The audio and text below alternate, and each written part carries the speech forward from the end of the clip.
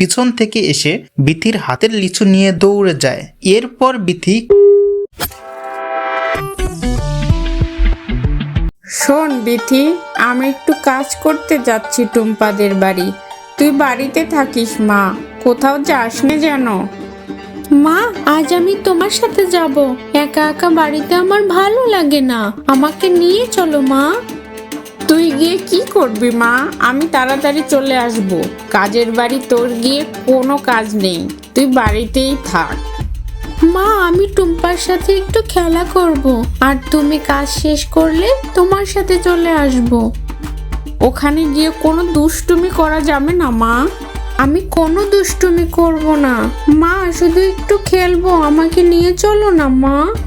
ঠিক আছে চল, তবে যা বলবো চুপ করে শুনবি, কোনো বিরক্ত করবি না। টুনি বিথিকে নিয়ে দুজনে মিলে একসাথে টুম্পাদের বাড়িতে গেল কাজ করার জন্য।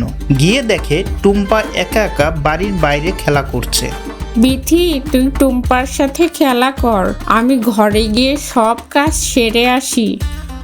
এই বলে টুনি ঘরের ভিতরে গেল, আর বিথি ও টুম্পা দুজনে মিলে খেলা করছে। তারা দুজনে খেলা করে খুব খুশি হলো।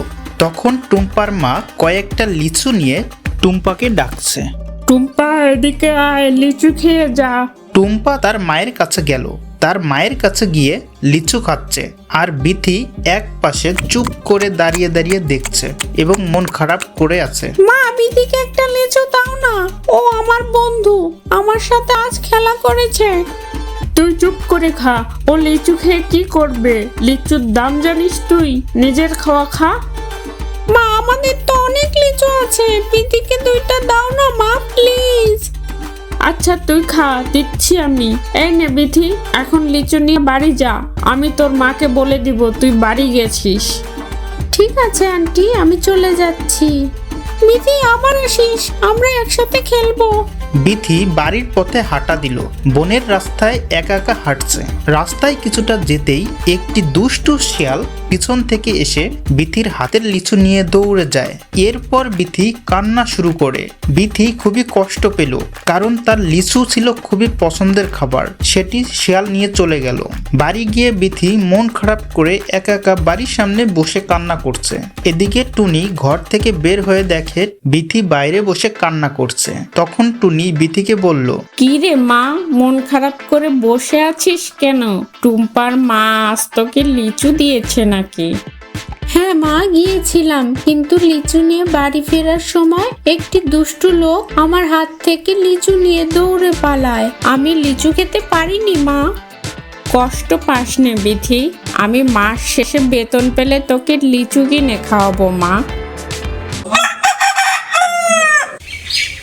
পরের দিন সকালে টুনি কাজে চলে যায়, আর বিথি পুকুর পাড়ে বসে একা একা কান্না করতে থাকে, কারণ তার লিচু পছন্দের খাবার ছিল, সেই লিচু শিয়াল নিয়ে চলে গেছে।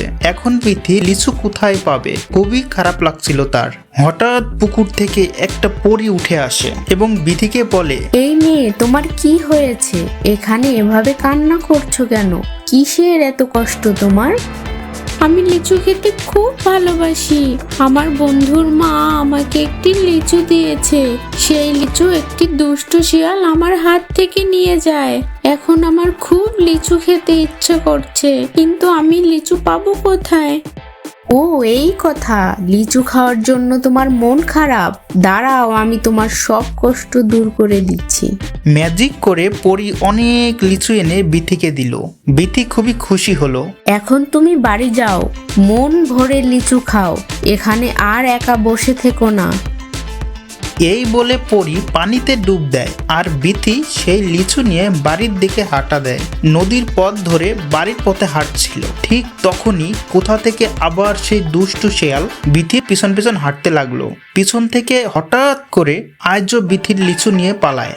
বিথি খুবই ভয় পেয়ে গেল এবং চুপচাপ বসে থাকলো। তারপর বাড়ি গিয়ে চুপ করে খাটে একা একা বসে থাকে। আজ আর কিছু বলেনি তার মাকে। পরের দিন সকাল হতেই বিথি সেই পুকুর পাড়ে গিয়ে আবার মন খারাপ করে বসে থাকে আর ভাবতে থাকে, আমার বুঝি আর কখনো লিচু খাওয়া হবে না। ঠিক তখনই পরী আবার পুকুর থেকে উঠে আসে এবং দেখে বিথি মন খারাপ করে পুকুর পাড়ে বসে আছে। কি হলো মেয়ে, লিচু খেয়ে বুঝি তোমার মন ভরেনি, তাই আজ আবার এসেছো এখানে? তুমি একা আসবে না মেয়ে, তুমি খুব ছোট। কালকে আমি লিচু খেতে পারিনি, শিয়াল আবার আমার লিচু নিয়ে গেছে। দুষ্ট শিয়াল কোনোভাবে আমার পিছু ছাড়ছে না। ও, এই জন্য মন খারাপ, শিয়াল তোমাকে লিচু খেতে দিচ্ছে না। এই নাও একটি বীজ, এটি নিয়ে তুমি তোমার বাড়িতে রোপণ করবে, দেখবে বড় লিচু গাছ হয়েছে। তোমার যত খুশি লিচু খেতে পারবে। আর যদি কেউ এই গাছের লিচু চুরি করতে আসে, তাহলে লিচুতে হাত দেওয়া মাত্রই তার বিপদ হবে। বীজটি বিথিকে দিয়ে পরী উধাও হয়ে যায়। বিথি বাড়ি চলে আসে। বাড়ি এসে ঘরের সামনে বীজটি রোপণ করে।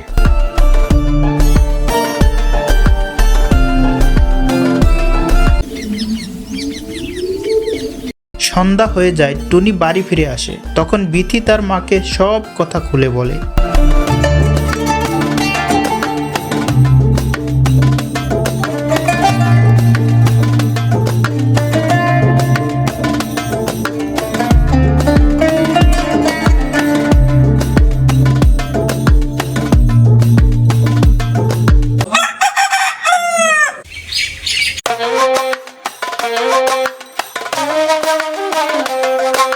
পরের দিন সকালে টুনি বাইরে এসে দেখে বড় একটি গাছ, আর গাছ ভর্তি লিচু ধরে আছে। কি যে সুন্দর লাগছে, দেখে টুনি খুবই অবাক হয়ে যায়। তখন টুনি বলে উঠল, বিথি এখানে আয় মা, দেখে যা কি অবাক কাণ্ড।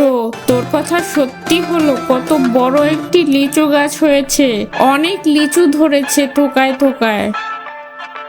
হ্যাঁ মা, এটা তো অনেক বড় একটি লিচু গাছ হয়েছে, আমাকে লিচু দাও না মা। ঠিক আছে, দিচ্ছি।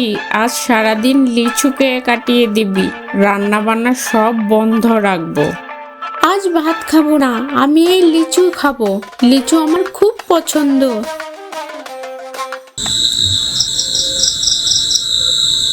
সন্ধ্যা নেমে আসে, রাত হলো। টুনি ও তার মেয়ে ঘুমিয়ে পড়লো। হঠাৎ সেই দুষ্টু শিয়াল লিচু চুরি করার উদ্দেশ্যে টুনিদের বাড়িতে আসলো। শিয়াল চুপি চুপি লিচু ছিঁড়তে গেল। শিয়াল যখনই লিচুতে হাত দিতে গেল, তখনই সে মাটিতে পড়ে গেল। শিয়াল বুঝতে পারলো না এটা কি হলো। সে আবার উঠে দাঁড়ালো, আবার আস্তে আস্তে করে গাছের কাছে গেল। লিচুতে হাত দিতে শিয়াল হাতে খুব ব্যথা পেল এবং সে ছিটকে আবার মাটিতে পড়ে গেল। ভয়ে শিয়াল তখন সেখান থেকে দৌড়ে পালালো, আর কখনই লিচু গাছের কাছে আসলো না। এদিকে টুনি লিচু বিক্রি করে খুব সুখে শান্তিতে দিন কাটাতে লাগলো। সে প্রতিদিন বাজারে গিয়ে লিচু বিক্রি করত। বিথি প্রতিদিন তার বন্ধুদের লিচু খেতে তাদের বাড়িতে নিয়ে আসতো। তারা লিচু খেয়ে সবাই একসাথে মিলে নাচানাচি করত। খুবই সুখে শান্তিতে তাদের দিন কাটতে লাগলো।